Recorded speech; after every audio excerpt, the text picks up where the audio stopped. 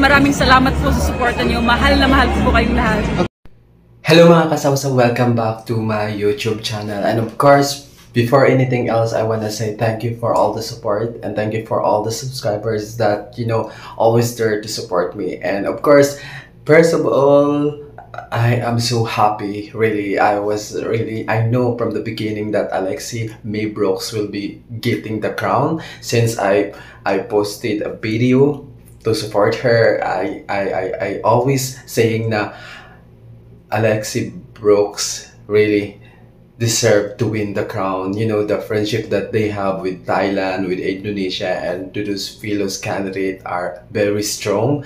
And she's really, enjoyed the moment that she's competing in Egypt. And of course, guys, talagang she deserving naman to bring the bacon, the crown. And of course, guys, I want to say thank you also for those people who are supporting her, and for special People's Choice Award for voting Alexi May Brooks. And I'm very speechless, guys.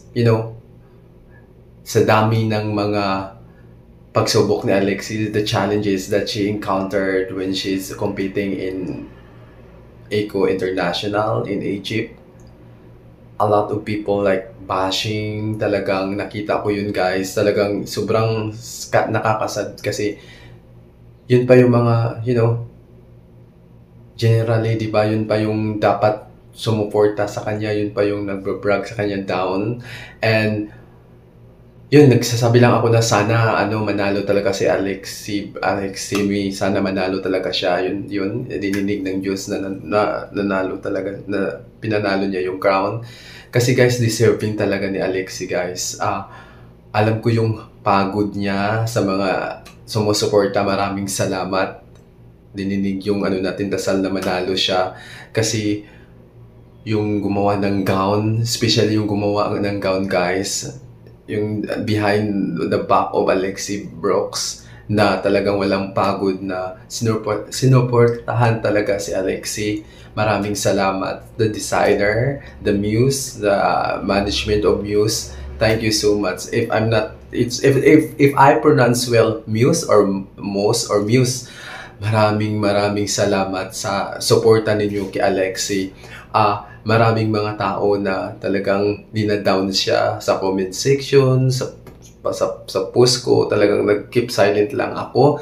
Hinayaan natin sila na talagang mananalo pa, ganun, blah, blah, blah, yung mga masasakit na salita. So, we just keep it silent. Kasi mas maganda kasi mga kasawsaw na talagang, if someone, ito yung advice ko, guys, if someone kumukutya sa'yo, if someone bragging you down, if someone saying bad against you, don't fight with them. Just keep it silent and always say na God knows, na ikaw na lang bahala sa kanila, and they will giving you those open arms na and open eyes na si God na lang bahala sa kanila.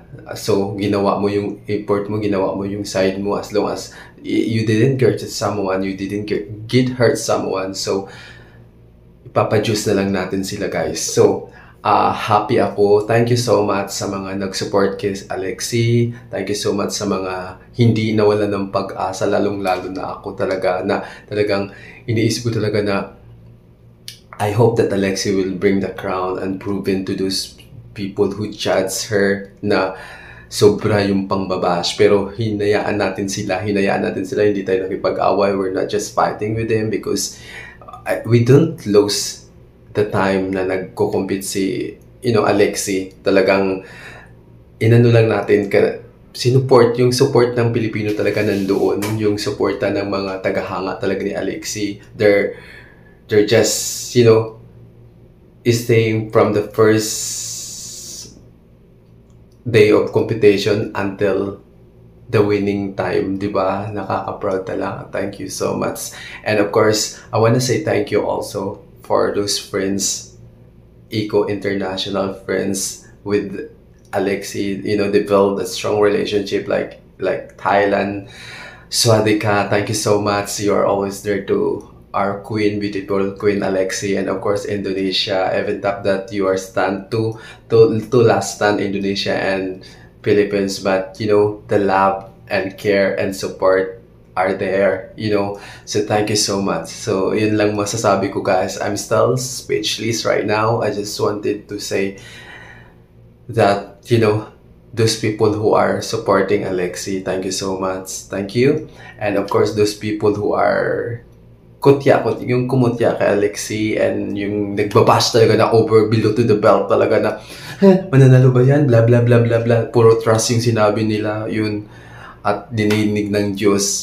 I always say that, God, thank you. And of course, hindi talaga, alam mo yun, yung kung nagpapakumbaba ka, talagang nandyan talaga si Lord. Naniniwala po ako niyan na if people put you down, that just stand up chin, and just ignore them, and God will, have a plan to you. Kaya wag talagang makipag-away. Ang talagang, talaga, isipin mo talaga mabuti na hindi yun nakakabuti. At of course, di ba, yun sa mga pangarap mo sa buhay, parang disturb. And of course, Alexi doing well. Nakita ko talaga yung talagang eagerness niya to get the crowns. And yun, happy lang ako, guys. So thank you so much for the support. And please sa mga hindi pa nakasubscribe, please subscribe my channel. Just click subscribe and don't forget to click the notification bell para always updated ka